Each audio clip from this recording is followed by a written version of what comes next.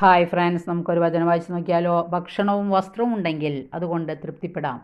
ഇത് 1 തീമോത്തിയർക്ക് ലേഖനം 6-ാം അധ്യായം 8-ാം തിരുവചനം. വചനം പറയാൻ നമുക്ക് ശ്രദ്ധിക്കാം.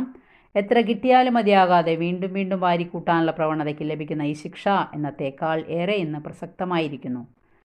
ലോകജനതയുടെ മുന്നിൽ ഒരു വിഭാഗം ദിവസം ഒരു നേരം പോലും വിശപ്പടക്കാൻ വേണ്ടത്ര ആഹാരം ലഭിക്കാതെ നരയിക്കുമ്പോൾ, ലക്ഷക്കണക്കിന് ആളുകൾ പ്രതിവർഷം പട്ടിണി മൂലം മരിക്കുമ്പോൾ, ഒരു ചെറിയ ന്യൂനപക്ഷം സ്വത്ത് മുഴുവൻ കൈയടക്കി സുഖിക്കുന്നു.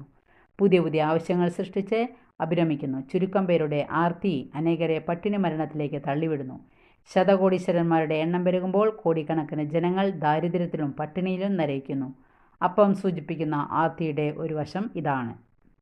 മറുഭാഗത്ത് അമിതാഹാരവും ധൂർത്തും കയറൂരി വിടുന്ന ആസക്തിയും മനുഷ്യരെ രോഗികളും നിരാശരും ആക്കുന്നു. ഭക്ഷണവും വസ്ത്രവും ഉണ്ടെങ്കിൽ അതുകൊണ്ട് തൃപ്തിപ്പെടാം എന്ന പൗലോസ് അപ്പസ്തോലൻ്റെ ഉപദേശം നമുക്കും സ്വീകരിക്കാം. ഓക്കെ.